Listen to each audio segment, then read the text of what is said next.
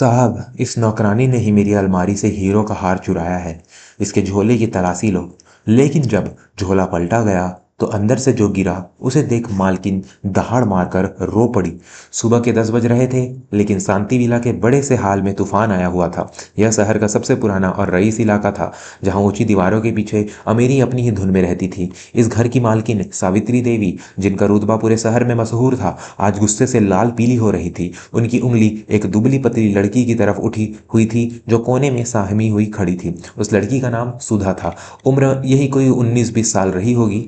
साधारण सूती साड़ी, हाथों में खुदरेपन के निशान और आंखों में ऐसा डर जैसे किसी हिरनी को शेर ने घेर लिया हो। सावित्री देवी की आवाज़ हॉल की ऊंची छतों से टकराकर गूंज रही थी। मैंने इस पर भरोसा किया, इसे अपने घर में जगह दी, और इसने क्या किया? मेरी खानदानी निशानी, मेरा वो नवरत्न हार चुरा लिया। अभी पुलिस को बुलाओ।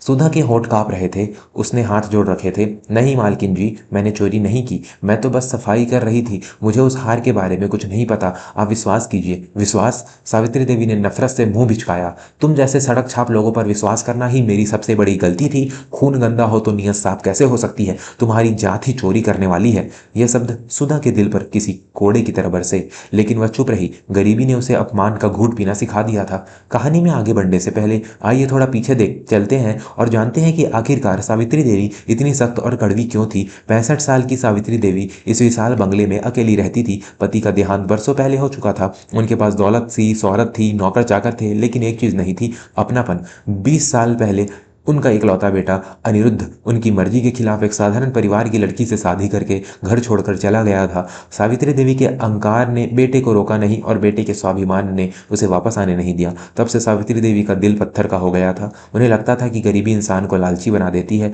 ठीक वैसे ही जैसे उस लड़की ने उनके बेटे को उनसे छीन लिया था। इसलिए वे हर गरीब इंसान को शक और हिकारत की नज़र से देखती थी। सुधा इस घर में केवल 1 महीने पहले काम पर आई थी। वह बहुत कम बोलती थी, अपना काम पूरी लगन से करती और सावित्री देवी की डांट सुनकर भी कभी पलटकर जवाब नहीं देती थी। यहाँ तक कि सावित्री देवी के घुटनों के दर्द के लिए वह बिना मांगे ही रात को तेल मालिश कर दिया करती थी। लेकिन सावित्री देवी को उस लड़की की आंखों में एक अजीब सी चमक दिखती थी, जो उन्हें बेचैन करती थी। आज सुबह सावित्री देवी को एक शादी में जाना था। उन्होंने अपनी तिजोरी खोली ताकि वह अपना पुश्तैनी नवरत्न हार निकाल सके, लेकिन मखमली डिब्बा खाली था, हार गायब था, और उस कमरे में सुबह से सिर्फ सुधा ही सफाई करने गई थी। बस फिर क्या था? सावित्री देवी का बरसों पुराना जमा हुआ गुस्सा ज्वालामुखी बनकर फूट पड़ा। पुलिस जीप का सायरन गेट पर सुनाई दिया। इंस्पेक्टर अपनी टीम के साथ अंदर आए। सावित्री देवी ने अपना पल्लू ठीक किया और कड़क आवाज में बोली, इंस्पेक्टर, गिरफ्तार कीजिए इस लड़की को, और मुझे मेरा हार अभी के अभी वापस चाहिए। इंस्पेक्टर ने सुधा को ऊपर से नीचे तक देखा। एक गरीब लाचार लड़की। पुलिस के लिए यह कोई नया मामला नहीं था। क्यों रे, कहाँ छिपाया है हार? सीधे सीधे बता दे, वरना थाने ले जाकर अब डंडे पड़ेंगे तो तोता भी बोल पड़ता है। सुधा रोने लगी। साहब, मैं अनाथ हूँ, गरीब हूँ, पर चोर नहीं हूँ। मैंने मालकिन का नमक खाया है, मैं ऐसा कभी नहीं कर सकती। ये सब ड्रामेबाजी यहाँ नहीं चलेगी। इंस्पेक्टर ने हवलदार को इशारा किया। पूरे घर की तलाशी लो और इस लड़की का झोला कहाँ है? सुधा ने जैसे ही झोले का नाम सुना, उसका चेहरा पीला पड़ गया। उसने झट से अपना पुराना कपड़े का सीला हुआ थैला अपने सीने से लगा लिया। नहीं साहब, मेरे झोले में कुछ नहीं है, बस मेरे कपड़े हैं, प्लीज इसे मत लीजिए। सावित्री देवी की आंखों में चमक आ गई। देखो देखो, इसकी चोरी पकड़ी गई। अगर इसमें हार नहीं है तो यह इतना डर क्यों रही है? जरूर हार इसी फटे हुए थैले में है। इंस्पेक्टर, छीन लो इससे यह झोला। सुधा गिड़गिड़ाती रही। मालकिन, इसमें हार नहीं है, इसमें मेरी जिंदगी है, मत छीनिए। लेकिन पुलिस के सामने उसकी एक न चली। हवलदार ने झटके से उसके हाथ से वह थैला छीन लिया। दोस्तों, क्या सुधा सच में चोर है, या फिर इस थैले में कोई ऐसा राज छिपा है जो इस घर की नींव हिला देगा? कहानी में एक बहुत बड़ा मोड़ आने वाला है। अगर आपको यह कहानी अभी तक पसंद आ रही है तो अभी इस चैनल को सब्सक्राइब कर लें और घंटी वाला बटन दबा दें, ताकि ऐसी बेहतरीन कहानियां आप कभी मिस न करें। हाल में सन्नाटा छा गया। सारे नौकर पड़ोसी जो शोर सुनकर जमा हो गए थे, सब सांस रोके देख रहे थे। सावित्री देवी की आंखों में जीत की चमक थी। उन्हें यकीन था कि अब वह हार बाहर निकलेगा और उनका शक सही साबित होगा। इंस्पेक्टर ने थैला उल्टा किया और सारा सामान फर्श पर उड़ेल दिया। सबकी नजरें जमीन पर थी, लेकिन वहां कोई सोने का हार नहीं गिरा। वहां गिरे 2 पुराने सलवार कमीज, एक सूखी हुई रोटी, एक छोटी सी प्लास्टिक की कंघी और एक पुराना जंग लगा हुआ बिस्किट का डब्बा। सावित्री देवी हक्की बक्की रह गई। यह कबाड़ है, हार कहाँ है? इंस्पेक्टर ने उस जंग लगे डिब्बे को उठाया। शायद इसमें हो। सुधा चिल्लाई, नहीं, उसे मत खोलिए साहब। वो मेरी माँ की आखिरी निशानी है।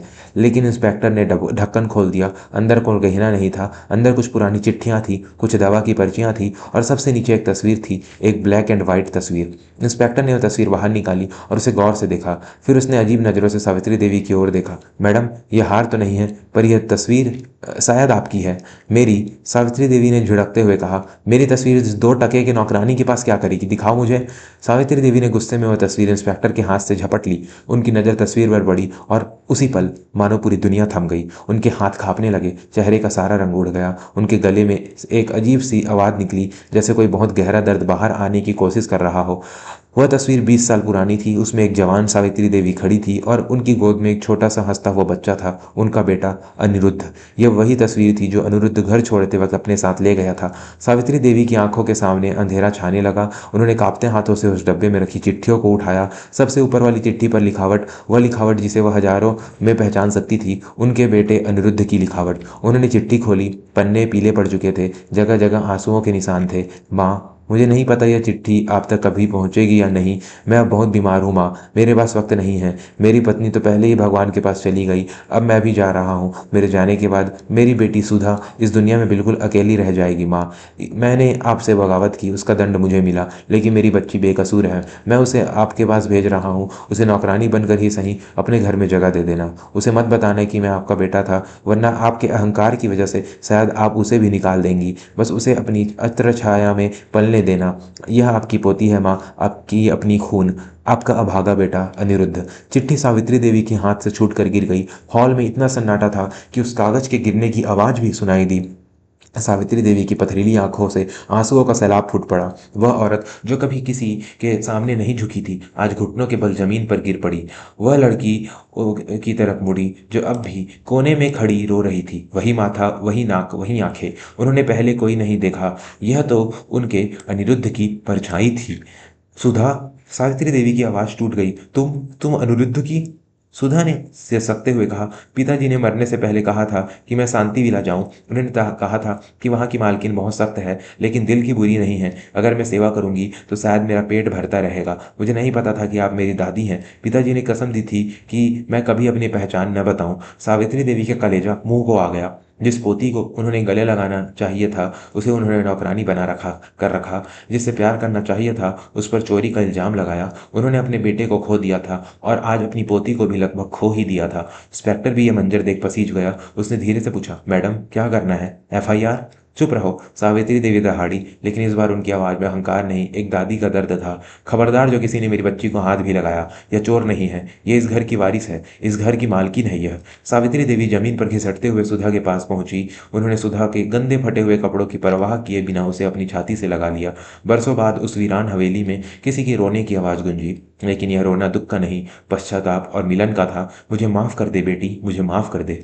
सावित्री देवी सुधा का चेहरा चूमते हुए रो रही थी। मैं अंधी हो गई थी। अपने घमंड में मैंने अपने ही बेटे को खो दिया और तुझे तुझे इतना दुख दिया। सुधा, जो आज तक सिर्फ डांट और दुत्कार की आदी थी, अपनी दादी के स्पर्श से फफक कर रो पड़ी। उसे पहली बार वह अपनापन मिला जिसकी तलाश में वह यहाँ आई थी। तभी भीड़ में से एक पुराने नौकर रामू काका दौड़ते हुए आए। उनके हाथ में कुछ चमक रहा था। मालकिन, मालकिन, मालकिन, हार मिल गया। सावित्री देवी ने मुड़कर देखा भी नहीं। रामू काका ने कहा, वो ड्रेसिंग टेबल के पीछे गिर गया था, सफाई करते वक्त शायद सरक गया होगा। सावित्री देवी ने उस करोड़ों के हार की तरफ देखा और फिर अपनी पोती की तरफ। उन्होंने वह हार लिया और दूर फेंक दिया। आग लगे इस दौलत को। इस पत्थर के टुकड़े के लिए मैंने अपने जिगर के टुकड़े पर इल्जाम लगाया। आज से यह सब तेरा है सुधा, यह घर, यह दौलत, सब कुछ। उस दिन शांति विला की दीवारें भी पिघल गई। पुलिस वापस चली गई, भीड़ छंट गई, लेकिन सावित्री देवी ने अपने पोती का हाथ नहीं छोड़ा। उन्होंने उसी वक्त नौकरों को हुक्म दिया कि सुधा का सामान गेस्ट रूम में नहीं बल्कि अनिरुद्ध के कमरे में शिफ्ट किया जाए। शाम को सावित्री देवी ने खुद अपने हाथों से सुधा को नहलाया, उसे अच्छे कपड़े पहनाए और अपने पास बिठाकर खाना खिलाया। जिस लड़की को सुबह तक बासी रोटी मिलती थी, आज वह चांदी की थाली में खा रही थी। लेकिन सावित्री देवी के लिए सबसे बड़ा सुकून यह था कि उसकी सुनी गोद फिर से भर गई थी। अनिरुद्ध तो वापस नहीं आ सकता था, लेकिन वह अपनी निशानी, अपने अपनी बेटी के रूप में माँ को माफ़ करने करने के वापस आ गया था। दोस्तों, कहानी अभी ख़त्म नहीं हुई है, यह एक बहुत ज़रूरी सीख बाकी है। उससे पहले अगर आपकी आंखों में भी नमी आ गई है तो वीडियो को लाइक करना ना भूलें और अभी सब्सक्राइब करें। उस रात सावित्री देवी ने अपनी तिजोरी हमेशा के लिए बंद कर दी। उन्होंने समझ लिया था कि असली खजाना लॉकर में नहीं, रिश्तों में होता है। सुधा ने न केवल उस घर का वारिस बनकर अपनी जगह ली, बल्कि अपनी सेवा और प्यार से सावित्री देवी की कठोर दिल को फिर से मोम जैसा बना दिया। सीख, यह कहानी हमें सिखाती है कि किसी की गरीबी को देखकर उसकी ईमानदारी पर शक नहीं करना चाहिए। अक्सर हम अपने अहंकार के चश्मे से दुनिया को देखते हैं और अपने सबसे कीमती रिश्तों को खो देते हैं। दौलत आज है, कल नहीं होगी, लेकिन खून के रिश्ते और प्यार ही इंसान की असली कमाई है। क्रोध में लिया गया एक फैसला पूरी जिंदगी का पछतावा बन सकता है। समापन, क्या आपके साथ भी कभी ऐसा हुआ है कि आपने किसी पर शक किया हो और बाद में वह बेकसूर निकला हो? या आपकी ज़िंदगी में कोई ऐसा रिश्ता है जो गलतफहमी की वजह से टूट गया? अपने अनुभव नीचे कमेंट में ज़रूर लिखें, हम हर कमेंट पढ़ते हैं। इस वीडियो को अपने परिवार के साथ शेयर करें, शायद यह कहानी किसी का टूटा हुआ रिश्ता जोड़ दे। मिलते हैं अगली कहानी में, तब तक के लिए अपना और अपनों का ख्याल रखें। धन्यवाद।